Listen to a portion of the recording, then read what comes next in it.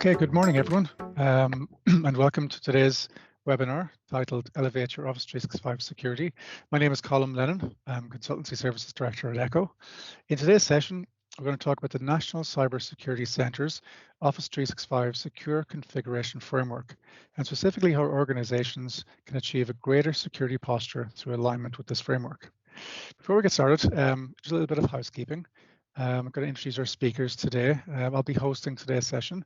I'm going to be joined by Eric Chapin, Associate Director of our Modern Workplace and Security Practice. Day-to-day, Eric and his team in ECHO are actively involved in Microsoft 365 security and helping a host of organizations improve their security posture through data protection and data governance initiatives. A lot of DLP initiatives Eric and his team get involved in. Mark Skelton, who's our Technical Services Director. Mark works across our customers also and really works them closely to gain benefit from cloud technologies in a secure manner. Just to note, the slide deck will be issued to everyone tomorrow, and the recording, obviously, along with the recording to everyone tomorrow. In terms of the polls and questions, we'd love to get your input on our polls. We'd actively encourage questions throughout the sessions. As you think of them, just ask the question. If you'd like to ask a question, just use the chat box at the top of your Teams window and type the question in there. I think we're going to start with a poll, just to kick things off. So the first poll is, do you know your Microsoft 365 secure score? So if you can just tick the options, 20% to 50%, 50% to 70%, above 70% would be very good, or no, if you're not sure or don't know. Okay, so the results are in. So 42%, I suppose I'd no with response, not sure of the secure score. We had 8% between 20% and 50%. Between 50 and 70%, 38%. It's good scores, and above 70% was 8%. So some good spread of different types of organizations at different security levels within the Office 365 platform. So thanks for your participation with that. Just in terms of the agenda, very quickly, I'll give a quick overview of ECHO. I'll hand over to Eric, who will step you through what is the Office 365 Secure Configuration Framework. He'll talk then about the NCSC place in a security strategy, and also then enabling effective change and how you might manage that within your organization. I'll then hand over to Mark, who'll bring you through why secure your Microsoft 365 environment. He'll talk a little bit about the framework and control guidance, just the different levels within the framework. He'll then talk about insider risk management. We'll then wrap up with key takeaways and some Q&A. So before that, we'll just give a little bit about ECHO. Just on the next slide. Obviously, appreciate there's some people attending who may not know about ECHO. So we are one of Ireland's leading security-first cloud providers. We work with over 800 customers across Europe, where we are their cloud and security provider. Almost 900 employees, mostly technical staff, located across Ireland, UK, Netherlands, and some new locations coming on stream, including Malaysia. Huge capabilities across cloud and security, and we're one of the largest cloud and security technical teams in Ireland. Next slide, just a little bit around ECHO and Microsoft, and this is a very important relationship and partnership for ECHO. ECHO is the only partner in Ireland with all 4 of the Microsoft security specializations. That's in threat protection, identity and access management, information protection, and governance and cloud security. And this is in addition to our Azure specialization in Azure Virtual Desktop. We believe this demonstrates our commitment to drive value for our customers from Microsoft products and our expertise in successfully delivering on this commitment. On achieving this significant goal within ECHO, Microsoft awarded ECHO with the Microsoft Cloud Security Partner of the Year in 2023. But just before I hand over to ECHO, or to Eric, should I say, in today's session, we will enter into discussion with a team who co-wrote the NCSC Office 365 Security Configuration Framework. The goal is that you come away from today's session with some practical advice to help you identify and mitigate risks within your own organization's Office 365 ecosystem. And ultimately, we're going to hopefully assist in reducing the likelihood of a data breach and unauthorized access. So without further ado, I'm going to hand over to Eric. Thanks, Colin, and hello, everybody, and good morning. So just as Colin mentioned there, going to take you through what we believe is a very valuable resource to help organizations be aware of the threats to a Microsoft 365 tenant and some of the key security controls and help you defend them.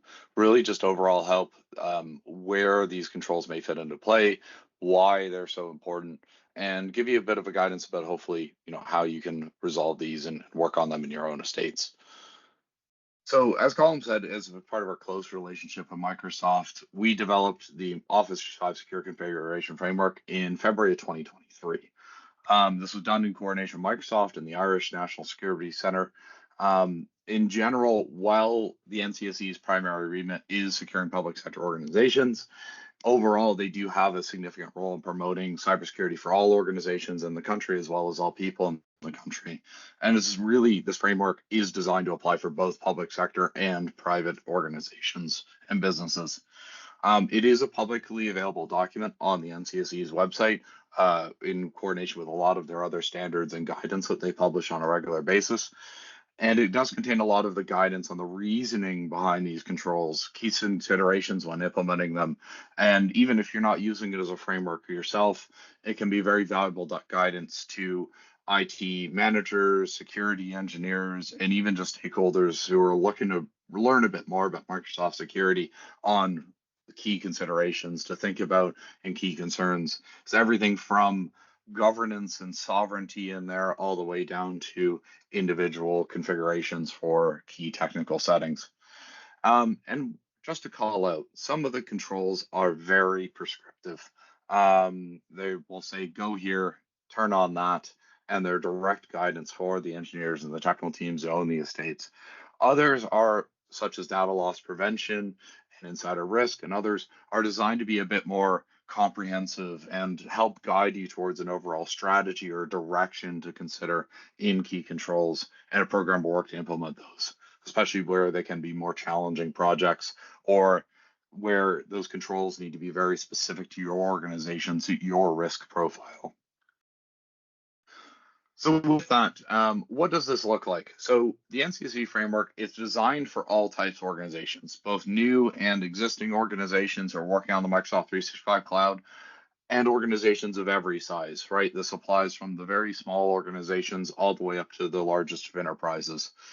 It is tiered at 4 different levels, plus a BYOD section, for control recommendations to help programs ensure they build a solid foundation and outline a path for growth from there. So really map where you are, map where you want to go, and help you achieve that a consistent and comprehensive manner.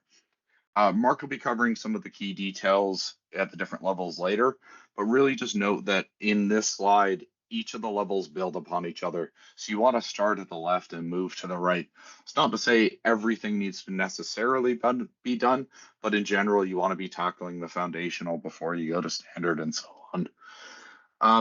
And really just when we talk about Microsoft tenants, the easiest time for change is now.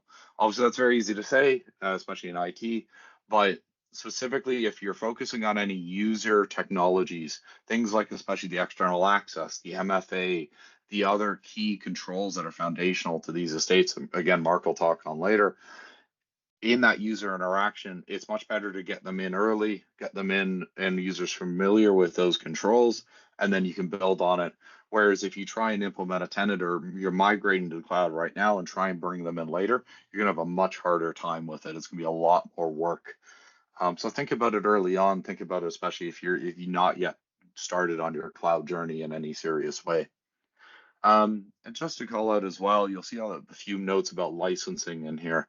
So those are one to call out where, yes, at some of the higher levels, Microsoft does require further licensing tiers to make use of some of their products. That's not to say you have to be using Microsoft products in some of those areas.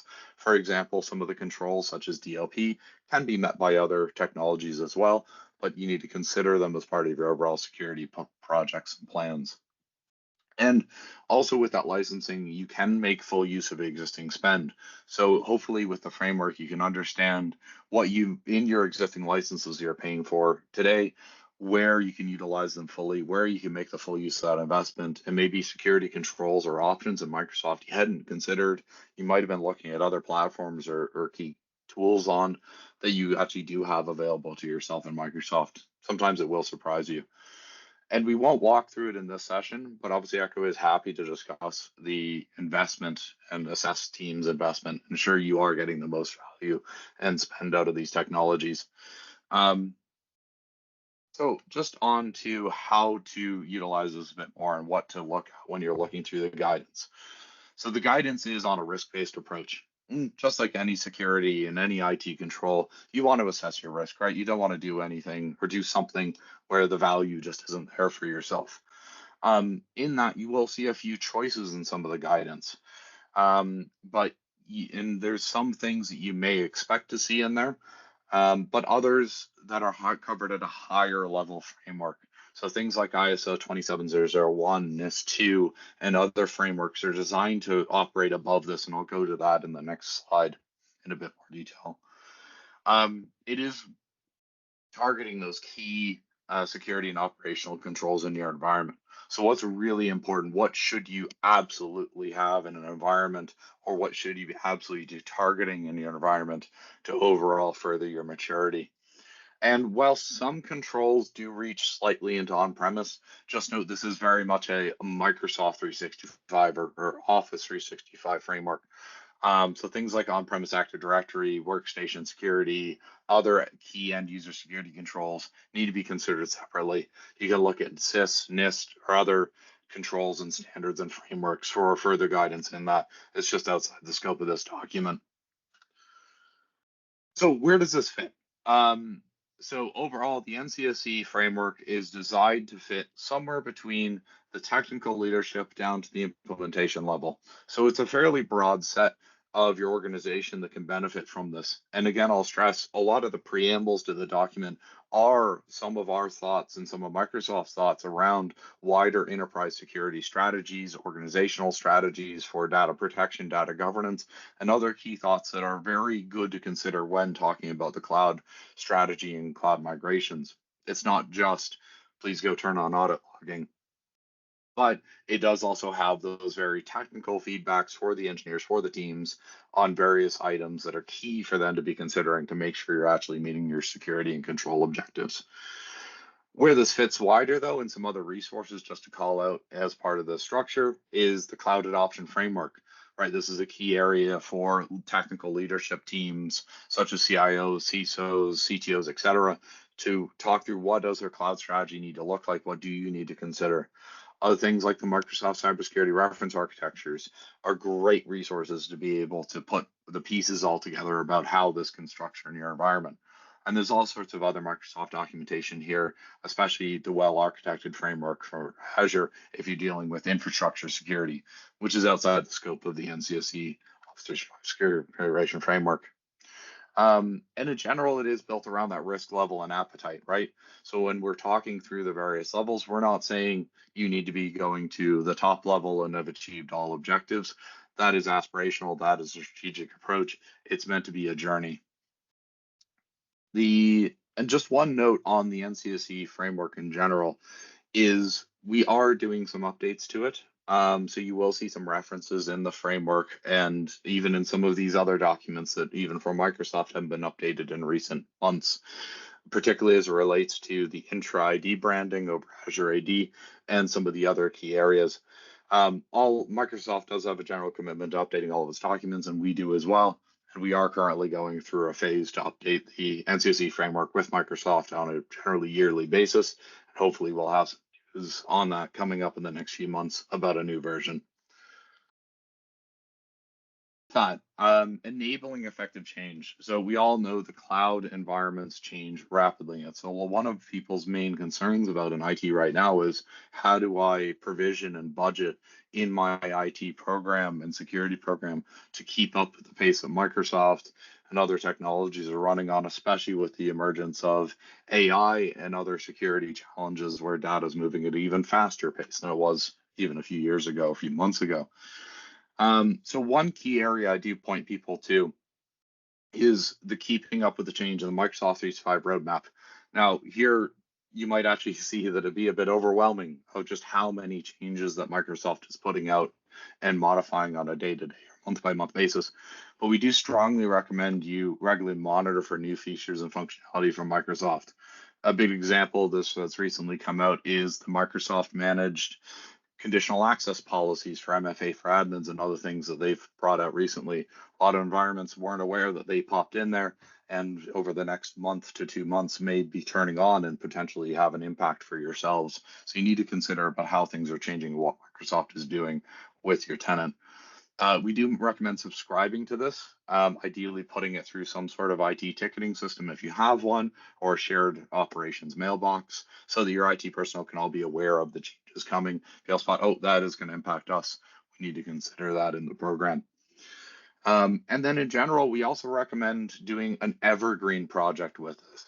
So this would be the type of program that you do have in your budget yearly. You set aside a block of IT and security time to take a look back about everything you already do have, not just new projects, not just new controls you're bringing in, but the historical. Maybe you're using legacy MFA, and you need to move to conditional access. Maybe you've been doing SharePoint a certain way before, but you really need to move into some of the new models away from Classic. There is constant change from this, and you need to set aside time every year for your team members to be aware of that change and then implement change on top of that so it fits your organization and you stay secure. You're still staying on those structures. So then, as far as your security investment, one very wonderful thing about the cloud security is that you can connect a lot of platforms to it. It's gone are the days of single firewalls and single locations across the world or the country that you're needing to secure individually. So one thing we do want to talk about in this, and one thing that's talked about heavily in the framework, is conditional access. So these are your identity, multi-factor authentication, and device trust controls. That's checking, that zero trust mantra of who are you, where are you coming from, and do I trust your device? Do you have the security measures and metrics that we'd expect to be seeing from you?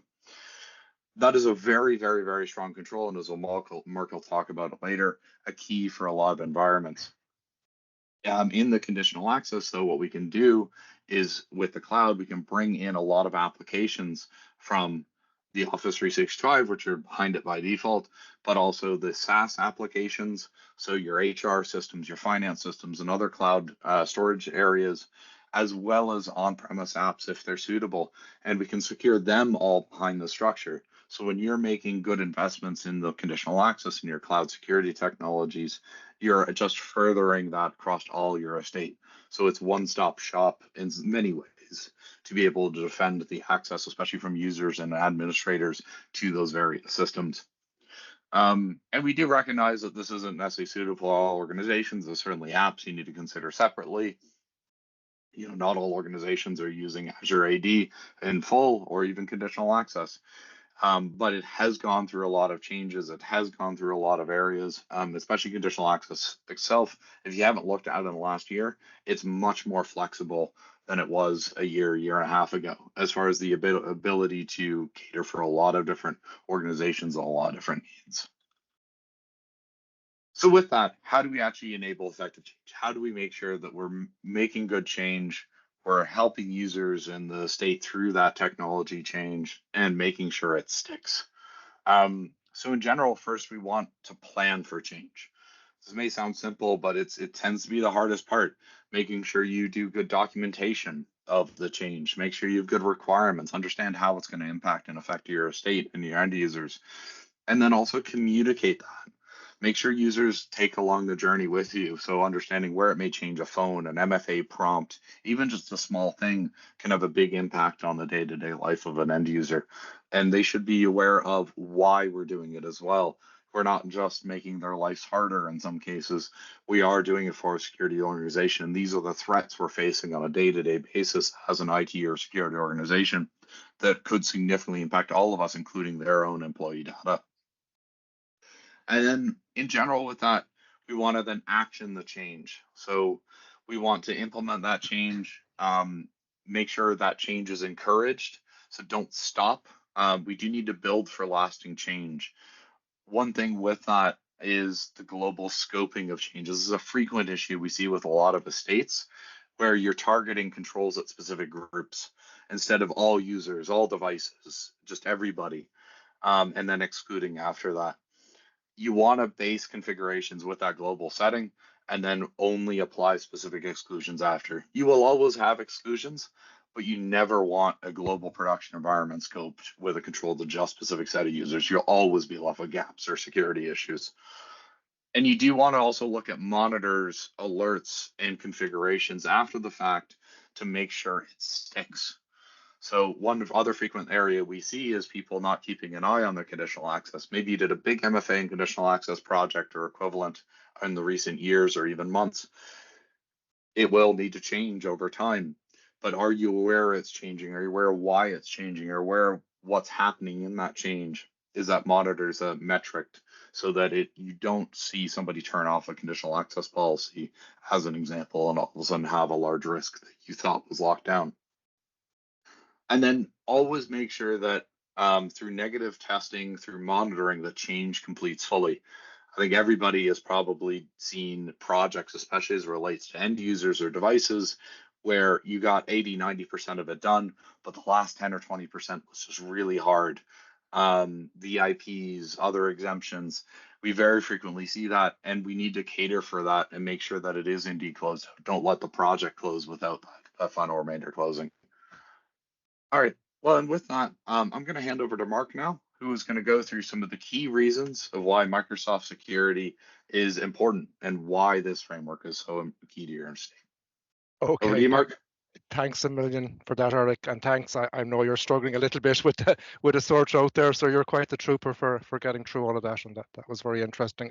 I'm also going to start with a very big apology. Apparently, we managed to get the wrong link sent out to a lot of the attendees in the original email, so I'm really, really sorry for that. We will anybody who's registered for the webinar will get the recording. So if you've missed the start, but again, our apologies for that. Just bear with me for 1 sec while I share my screen. Sorry, you'd assume the technical person like myself would know how to share a screen. So hopefully you guys can see that there. I'm going to talk a little bit, first of all, taking a little step back as to why you would secure your Microsoft environment. I think we might have a poll at this stage. I'm not too sure when we want to pop that up. Do we do it now or we do it after the next slide? Again, sorry, apologies. Right, it sounds like, yeah, sorry, here the poll has popped up, sorry about that. Yeah, okay, thanks, Colin, sorry, spare my blushes. Okay, so the question is, what do you believe is the greatest risk to your M365 tenant? And there's 4 options there, you can see them. So if you want to just click on what you think is, there's probably no incorrect answer here. There's kind of sort of 4 right answers, but I'm just interested to see what you guys take is on this. I'll just give you a couple of more seconds to answer that, seeing that it took Colin so long to get it up on screen. I'm joking, Colin. Thank you for that. And I'll put in my own. Let's go for that. So we can see the results coming through, hopefully. Data loss seems to be, to the foremost, which is fair. I mean, that's what most people are worried about, is losing your data. And insider risk is, again, interestingly quite high, because a lot of people, don't consider that one. So I think we're obviously dealing with a sophisticated audience here that's thought about that one. The MFA is quite low, which is interesting. From a technical perspective, that's probably one of the highest risks that you have. But I'll come back to that. And again, device trust. So hopefully we've got all the response. But yeah, that is interesting that pretty much half people say that their biggest risk is data loss, which is, I think, on the money. I mean, that's what are you trying to protect here? You're trying to protect your data. You're trying to protect your critical, and that probably leads into the slide. Hopefully you can see the slide there coming up. Why would you want to secure your M365 environment? Okay, I get it's kind of a stupid question. Of course you want to, like, nobody doesn't want to protect their environment, but there's various reasons for doing it, some very obvious, maybe some not quite so obvious. I mean, clearly the first point there is to protect your data and also to protect your staff. These are your most valuable assets. For a lot of companies, your data is your collateral, and you don't want somebody coming and stealing that. It may also be customer data that you don't want people getting access to. There's an interesting statistic there that 98% of all attacks are preventable with very basic cyber hygiene. These are we'll see the level 1 controls we're going to talk about now. And, if you think about that, only 2%, are outside of that require, typically these are more sophisticated attacks that are using more sophisticated methods. Another very good reason, clearly a very obvious one, is to protect your reputation, protect your organization's reputation. Nobody, wants to see their company name in the newspaper or being mentioned as being having a major breach. If you're in the service organization, that can be very damaging, clearly. There's a statistic which I see, particularly coming out of America, where they say 60% of SMEs who experience a major cyber breach go out of business within 6 months. And that's kind of a scary thought. I mean, there's very few things that can present an existential threat to your business like a cyber security. Something horrible like your building burning down and all that, as awful as it might be, you'll get over it. Insurance will pay, you'll manage, your customers will rally around and help you. But cybercrime, not the case. There's still a kind of, I suppose I could call it almost a victim. If you're a victim of a cyber crime, you're blamed. Your customers are going to say, "Oh, you poor creator." They're going to say, "What? That you let them get into my data? What are you?" So there is a huge, and that's probably the single largest danger there is out there. There is obviously a compliance, depending on the nature of the organization. There's all manner of compliance requirements. Obviously, GDPR applies to pretty much everybody, certainly in the EU. There's other 20 others that you could think of, from HIPAA, maybe your ISO 27000. If you're in the financial sector, the central bank, and also DORA coming down the track. So there's very strong, very often requirements for you to have these. It's not like you have a choice in the matter. You've got to do this if you want to sort of stay in business. And there can be significant fines depending on what the regulatory body is for these. Insurance is a really, a couple of years ago, I wouldn't have had that on the slide, but really in the last 2 years, insurance companies are getting more than a little fed up of paying out, cyber insurance when there's, say, been a ransomware attack. Very often where the victim in this question has had very poor cyber controls. So they're starting to ask some very, very specific and very pointed questions, a lot of which are addressed in the framework, and almost most of them which are, and it's basically becoming the cost of doing business. If you don't invest in your cybersecurity, and that's time, effort, and money, you could end up spending significantly more on insurance, or potentially not even getting insurance, or not getting at the level that you require. Customer requirement is another very big one, particularly in the services sector. And this is something we deal with a lot, where a customer of ours might come to us, and whilst they, for example, may not need specifically to do HIPAA or something like that, they have a very major customer who expects them to meet all the requirements of that standard. And literally, I'd say 3 or 4 times a week, I'm dealing with a customer on a matter like that, where they've got a security questionnaire. How do you do this? How do you do your MFA? How do you, so if you're not doing this already, you're putting yourself on the back foot. Cybersecurity should never be done in a panic or a rush. And that can be the case, it can happen post a breach. Somebody, oh my God, all of a sudden we're converted now, we're going to do everything. It's never a good way to do it. Eric mentioned earlier, having proper planning in place, doing this in a logical, structured fashion is always going to yield a better result.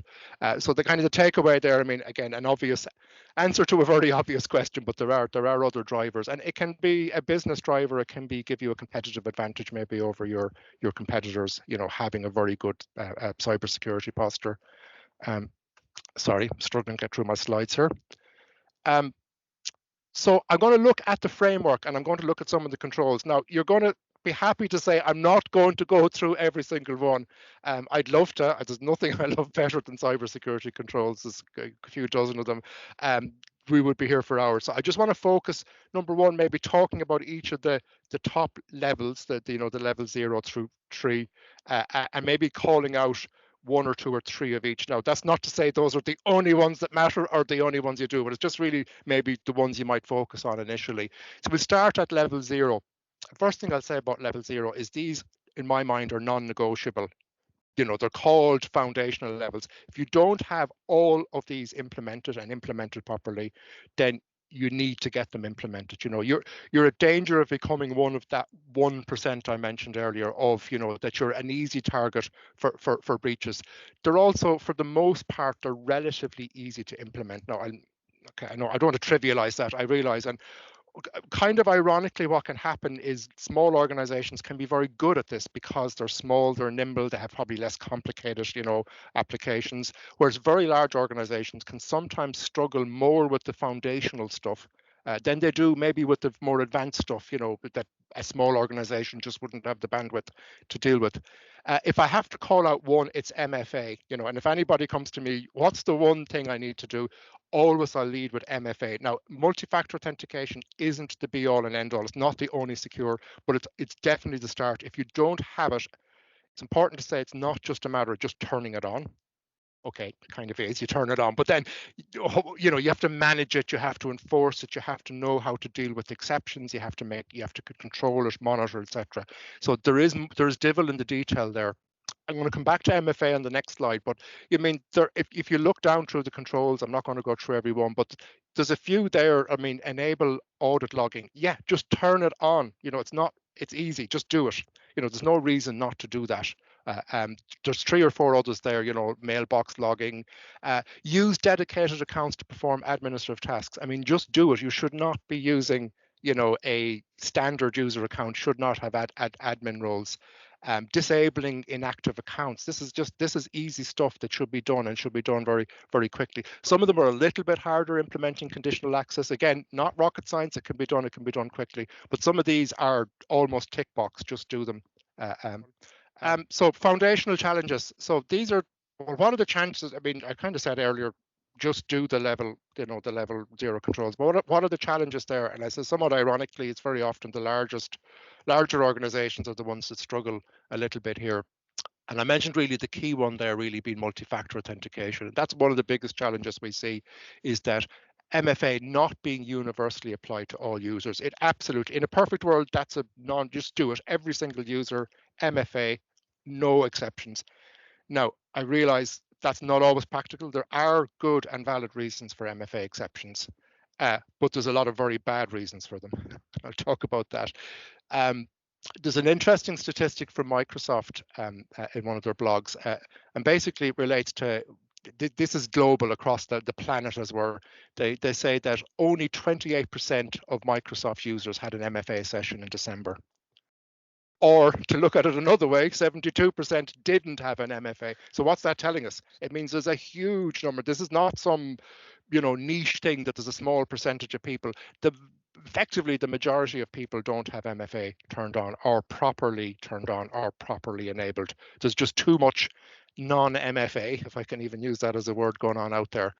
And there's an interesting and important attached statistic is that 99.9% of accounts that are compromised are missing MFA. So that's for every 1,000 accounts that are compromised, 999 of them do not have a MFA. Now that just goes to show just how strong and important MFA is as a control. And that's why we hold out. It's not the be all and end all. There are ways to get past MFA, but they are just orders of magnitude more difficult to do. VIP exceptions could be one example. So, somebody senior in the organization that's far too important and far too busy to have. First of all, they're probably the very person that absolutely needs to have MFA because they may have access to the most, sensitive data. But, that's not a valid reason. Somebody, being too important to do MFA, not a valid reason. And it's really important that, as senior directors, managers within a company, we lead by example. We absolutely, so I would always say, do a pilot of MFA, start with the senior management team, and then work your way down from there. There can be other people who will sometimes do things like exclude maybe trusted IPs from MFA, exclude, well, I'm on a corporate device, why do I need MFA? Well, you do, because what if that device becomes compromised? MFA now is your next layer of security. So threat actor gets onto your machine, they try to hack into your tenant. they get challenged for an MFA, and that effectively stops the attack. Dormant accounts is another, and there's two sides to this. Number one, these can be residual accounts, people that have left the organization, they're lying around, or another real threat is new accounts. So when you set up a new user, there's generally a practice, okay, tick the box, user needs MFA, happy days. However, if that user, for whatever reason, supposing the user doesn't join the organization for another month, that account now is in a kind of a state of flux where, yeah, MFA is enabled, but any threat actor can get in there. They can get past assuming they can get past the password, they can now set up MFA themselves and effectively get by. And that was one of the state actors used that as a vector to attack a lot of government organizations in the last year. So it just kind of showed that, you know, MFA is, again, the single most critical, not the be all and end all, but there's devil in the detail, and that it's not just a matter of ticking the box. You do have to manage it, and you have to stay on top of it. Eric mentioned an interesting point of going back and looking. For sometimes you'll do and I see it time and again where you set up a system, it's really good, you go back 6 months later, and the next minute there's entire swathes of people that have been, you know, excluded from a security control like MFA for whatever reason. So it's important to stay on top of it. I'll move on to the level 2 standard controls. Level 1, standard controls. I would say that all organizations really should be looking to put in level 1 standard controls. I almost put them in the same box as level 0. I do accept that some of them are a little bit more difficult to implement, but there's nothing here that is beyond the capabilities of even the largest smallest organization, or indeed the largest. You know, you should really be looking to do everything. So get all your level 0 ducks as in a row first, but then very quickly look to start implementing all of these controls in full. There's none of them that I think you shouldn't be doing. There's nothing, as I say, crazy or mad here that's going to be so difficult. If I had to call out 2 or 3, the enhanced conditional access controls, I think, are very important. This is a really important. I harped on a lot about MFA and how wonderful it is, and it is, but it's not the be all and end all. You can get breached even with MFA, and conditional access is typically your next layer of defense that comes in beyond MFA. And I've seen, you know, quite a few occasions where that has sort of saved the day. It also provides a very easy and quick way to enforce even MFA and other standards, you know, session controls, IP restrictions, geo restrictions, device restrictions. It's very, very flexible. And it allows you, there's probably an entire webinar as to what you can, can't, or should or shouldn't do with conditional access. I don't want to go there now. Anti-malware protection is called out in the controls. They're really talking about turning it on at the tenant level here for your email, you know, across your Teams, SharePoint, which to me, yeah, you just do that. In fact, you'd almost do it in the level. I mean, it's there, you're paying for it, so you may as well use it. There may be a need to configure and control it. You may be working with other third-party products as well, but yeah, you should absolutely use it. I'm calling out EDR here, even though it's not specifically called out in the standard, I don't believe, but I really think that any organization that doesn't have an endpoint detection and response is exposed, that you really do have to protect your endpoints. I'm mentioning Defender for Endpoint. There's plenty of very good EDR solutions. You know, Microsoft isn't the only game in town here, but there's a very good chance you're licensed for it already as part of your whatever M365 SKU you're on. So I would definitely suggest at this stage, you know, the level 1, be looking at getting an EDR solution in place if you don't have.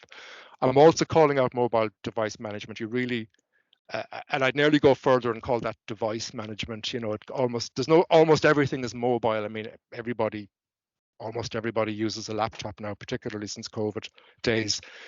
Your Windows 10 or 11 laptop is just as mobile as your mobile phone, and probably needs to be controlled.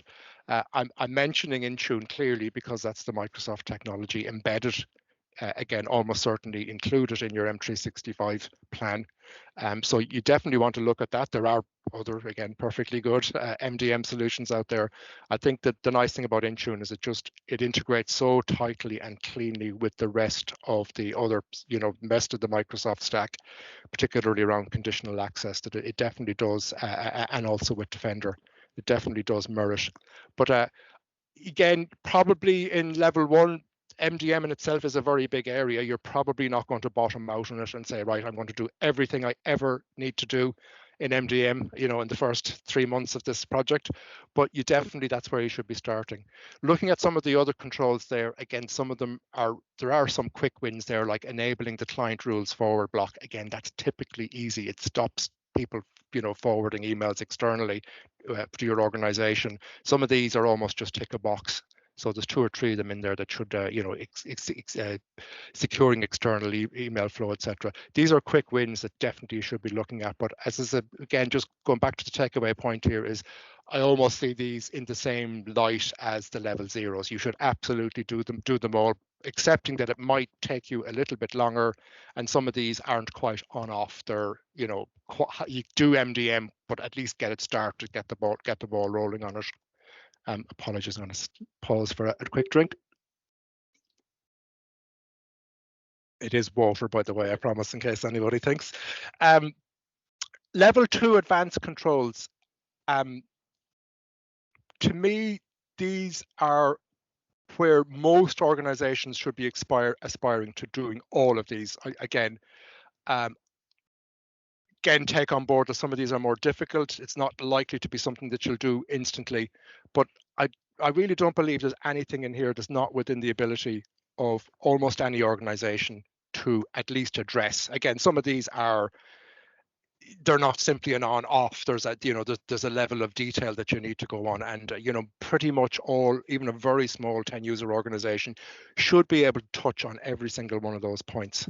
Depending on the size of your organization, how far you go into it. In terms of easy, quick wins, I think the M365 safe links and safe attachments are, to me, very often a very quick win. You're almost certain you're probably licensed for it. It's part of the Defender for Office 365. The vast majority of threats still come in via email, and in most cases it's either a link, a hyperlink, or an attachment that they're trying to get you to open. So that's really the purpose of those. It's the most, I suppose, the biggest blind spot that you may have in your organization, and this is typically they are a quick win. I would also call out a enhanced external email flow. This gets a little bit technical. DKIM is a signing mechanism. So when you send an email from your Office 365, M365, it effectively includes a cert in that, which verifies that the email actually came from a legitimate source. This can be very easy in smaller organizations. It can be more of a challenge in larger organizations, but typically it's not that difficult to implement, and I would look at that. Calling out the advanced privilege access controls. Privileged accounts are really, in some ways, one of your biggest exposures. It's the nuclear. If a threat actor manages to compromise a privileged account, you're in a lot of trouble. If they get access to, say, a global admin account, it's game over. They have the keys to the kingdom. They can do whatever they want. So that's absolutely something. And it's important that you would go above and beyond in terms of protecting those. Again, there's a lot of very good technologies built into the platforms, a lot of which you may already be licensed for, which allows you to leverage those tools to protect your privileged accounts.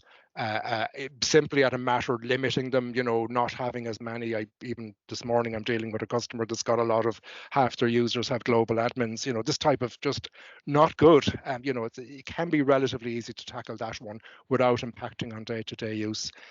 Also calling out Intune advanced MAM and MDM rules. So touched on Intune mobile device management in the first section, but I was kind of thinking that's maybe light touch, get the thing started, get the the technology rolled out, get some basic controls in place. But there's a lot you can do with MDM, which goes beyond just purely device. You can get into application management, for instance, controlling how apps can interact. Could you paste, say, data from an Outlook email into, I don't know, Gmail or something like that?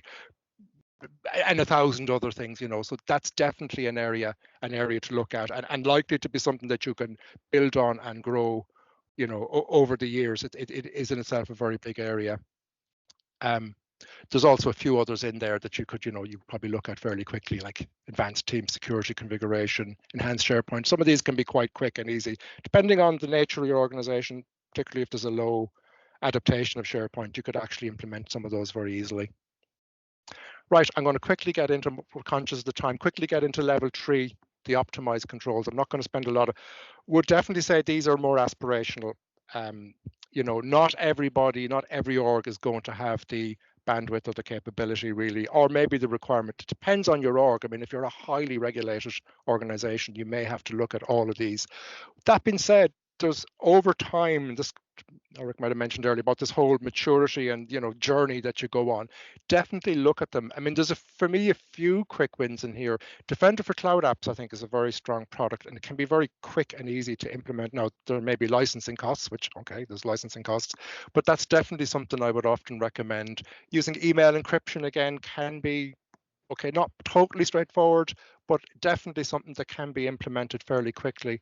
They mentioned there about connecting M365 to Azure Sentinel. That's definitely something worth doing, but I would say, do you have the skill sets to, okay, it's easy to do. I can click a few buttons and it happens, but then what do you do? How do you handle that?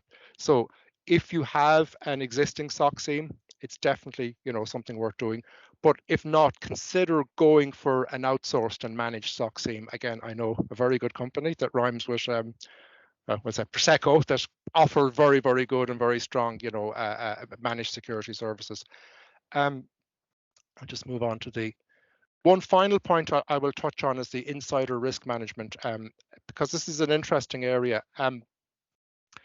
We generally think of threats as coming from outside the organization. And again, this is not to sound like but most threats are actually internal to your organization, just in terms of numbers. When I say threats, most data breaches come from within your organization. And in fact, most of them are accidental. You know, this sounds like I'm going to be horribly paranoid here and trust no one sort of thing, but very often it can be as simple as somebody sending the email, and a sensitive email, to the wrong person. It could be attaching the wrong spreadsheet, or, you know, a spreadsheet with another tab, accidentally sharing an entire SharePoint site instead of the one document. It can be simple little things like that. These are the most common data breaches you see out there. Obviously, that can lead on to more, you know, malicious or nefarious type of, you know, somebody leaves the organization and decides to take the plans to your secret sauce or whatever, you know, your collateral, maybe your sales team could, you know, stuff like that. Or even more malicious, again, it could be illegal activity, something financial, you know, insider trading, which is basically there's a lot of information and a lot of controls available within the Microsoft stack. And I would say definitely familiarize yourself with that. I've just mentioned the document there. It's often an area that people forget. They're focusing, and, you know, understandably so, on the external threat actors, you know, cyber criminals, etc., coming in to hack my company, when very often the risk, and the point here is the cyber controls you put in place here can also help with exactly that. You know, for instance, by having proper data classification, you can control what somebody can share externally, either be it intentionally or, you know, or otherwise. You know, the same control can I think, I realize I'm running out of time a little bit here, so I think we have another final poll question, and this is, what level of the framework do you believe your organization should be at? You know, in your own, where do you think you are? Where do you think you should be? I realize that might be difficult if you're not that familiar, but just maybe just get a kind of a gut feeling. Where do you think you are? And you don't have to take, I've told everybody you should be at 3. You don't have to take my answer first. Okay, that's interesting. The results are coming through. So a lot of people are agreeing with me. So 58% of people are suggesting they should be going, oh, that's dropping down to 53, level 2. Now, I don't know if you're just all saying that because I told you that's what you should be doing. I doubt if I have that much influence, so I suspect that's probably where you believe. And I would sort of agree that all organizations should definitely be looking at achieving all of the level 2 controls, and then dabbling where appropriate into the level 3, depending on the nature and size of your organization. I think, yeah, we've bottomed out in that. Yeah, so approximately 50%. It's interesting that about nearly 20% say don't know, but I think that's a fair response because, well, maybe this is new to you, you're not quite sure. It's hard to put on. Quite a few people are saying level 1, a quarter, again, which is interesting. I would slightly disagree with that one and say, yeah, you need to start thinking a little bit higher, aiming the bar a little bit higher, but definitely start. I definitely don't think anybody really should be saying just stay at level 0 and you'll be happy days, you'll be good. I think you do need to be looking at a minimum of level 1. Okay. So the key takeaways from everything I've said there, well, number 1 is, said it a few times already, I'll say it again, that the level 0 controls are basically non-negotiable. You need to get those in place. Kind of almost said the level 1s, but anyways, for the purpose of this slide, it's, make sure you're doing everything in level 0. That gets you out of that 98% category. Really, all organizations should look to implement all controls up to level 2 advanced. Now, again, I'm not being naive here and suggesting you can just do that like a switch. Some of these are more difficult and more onerous. But definitely if you have a plan, that's what your plan, I think, should be to achieve that over time. And possibly, depending on your org, you may want to start looking at some of the level 3 controls. Some of the depending on compliance, etc. If you DORA, etc., coming down the road for financials, you'll definitely need to be looking at those, or you're not going to meet it. The other point is, a secure score assessment of your M365 environment will help you to determine where you are on that journey. And this is obviously what we're offering here is basically for us to come in to have a look at your existing environment, have a look at your secure score, and come back then with recommendations based on that. And that's something that will come in. I think that might be getting towards the end of my slide deck, is it? And we're coming into Q&A, Colin. I don't know if there's anything else. That's great, Mark. Thank you very much. Very, very interesting. Yeah, look, we're just going to wrap up soon, but we're going to take some questions. We just had one question, very interesting. Particularly, you talked a little bit the MFA piece, Mark, and the importance of that. One question was, is MFA recommended for external or guest users? So someone coming from the outside, accessing a resource or accessing a resource some site. Maybe Eric, you can take that one. Do you think? Would you? Yeah, no, I definitely. So we do recommend 3 different sets of conditional access policies in MFA. So we do want to be seeing MFA for your standard users, all users globally, as we talked about, MFA for your administrators, as Mark talked about in the foundational 0 controls, and then MFA for guests. In general, Microsoft will leverage guest identities for their MFA, but you can't be sure that other organizations are enforcing MFA on their side. So you do want to enforce that MFA from your side. You can leverage the federation to that, so they're not necessarily needing to re-MFA if you don't want. But in general, yes, there should be a specific MFA policy in all environments for guest users, and make sure that's mitigating that risk of external data access. Yeah, Mark, and I would add on that? Yeah, no, I would agree. You've touched on every point there, that we cannot trust that the other organization has, properly configured or managing their MFA. And as I say, there are possibilities if it could cause operational issues, say maybe with a big partner, but you can use federation where you basically know for a fact that they've done the MFA, and you can basically trust their MFA session, as it were. But yeah, short answer is yes. You spoke, I suppose, one of the things you both talked about was obviously the importance of MFA and conditional access. If someone was listening to this today, how would they go about reviewing their conditional access? Where would they start? I will start with that one, and I'll hand over to. Yeah, you do need to know what you're doing here, and I don't mean that to be a cheeky answer. Conditional access is quite complex. I would say, if you're not sure what you're doing, don't dabble with it. It's possible to really, really, really break your environment. If you put in a policy which says block everybody always, guess what happens? You will block everybody always, and nobody, including yourself or your admins, can get in. So it does something that needs to be that needs to be done. But yeah, is there? I suppose, is there areas that you would focus on first? You talked about obviously MFA, which you spoke about.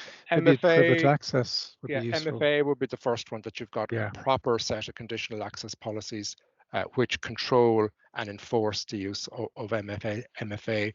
Device-based conditional access, definitely something that I would look at. Again, that does require, I talked about Intune, MDM.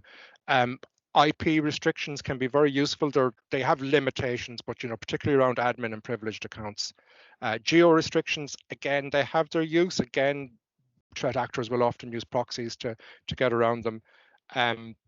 Some of the risk-based ones, particularly depending on your level of license, where you can, depending on the risk of the activity, require different. Sorry, Eric, maybe you probably have some additional ones I haven't touched on there. Yeah, it's definitely one. You touched on break glass accounts, or sorry, the risk of lockout.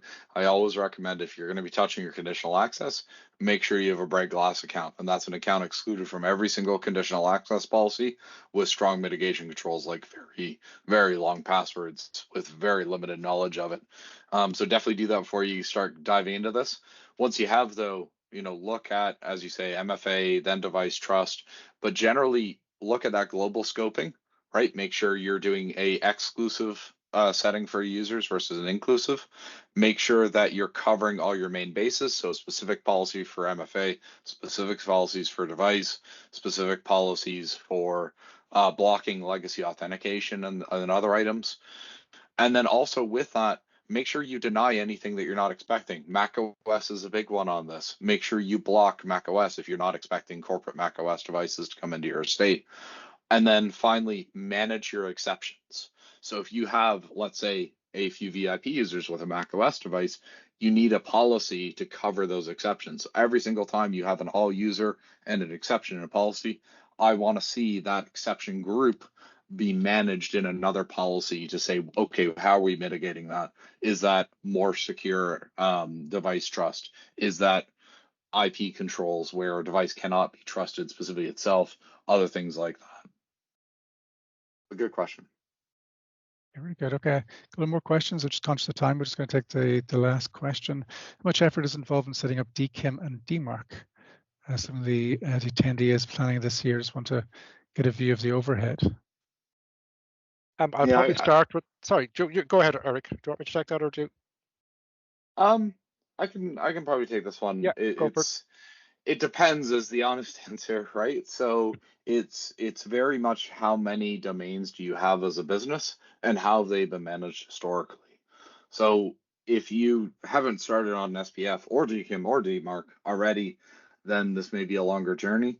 It can also depend on how many providers are accepting your email out there, how many other records that you need to check, how many relays you're sending through, right? Is it just Microsoft Exchange, which is pretty easy, or is it you have relays through all sorts of data centers all over the world, or a bunch of marketing or other third parties that are sending on your behalf that you also need to manage? But really just check your domain volumes, check where your email is coming from, who in your organization is responsible for sending email on your behalf, and then go from there. But yeah, Mark, anything else to add? Yeah, it is, and it can be an interesting area because very often when we're dealing with this, we often dealing with technical people within an organization. We'll set up, and the next minute all hell breaks loose because, unbeknownst to the technical leadership in the organization, somebody else in some other, perhaps, sorry, I'm blaming poor marketing here. It seems to be marketing bashing day. Has decided to set up a function on their website to send email, and IT, maybe had no, or they're using a third party to send, so that those are the ones that can kind of catch you. I mean, if your organization is simply using, Office 365 to send all email, this becomes bordering on trivial, to implement, and if small number of domains. But if there's a lot of complicated email flows, if you're dealing with all manner of, applications sending emails from outside, that's when it gets more complicated. But yeah, you can be controlled with, I would say to start the journey, get DMARC set up even without the protections in place, so that you can set the policy to do nothing, which is a really bad idea, but you're not going to leave it like that. You're going to do it temporarily so that you can gather that information about what's going on out there using a DMARC monitoring service, which is what we'd recommend. Great. Just final question, just very conscious of time. Just one interesting one come through. Just MFA is increasingly becoming not enough when cyber criminals targeting MFA, which are obviously criminals targeting MFA fatigue and adopting means to intercept the authentication codes. What direction do you see this going in? Was this MFA fatigue is a huge part of that? So MFA fatigue is one thing. So there is increasingly talk of, faceless techniques, so maybe using, FIDO keys and hardware tokens, which in some ways is a bit back to the future. They're great, but of course then people just lose them, they're an additional cost, etc. But there are definitely use cases for those. The other thing, as I mentioned earlier, is you can't rely on MFA shouldn't be your only control or security mechanism. So for instance, a device-based conditional access with appropriate controls around that.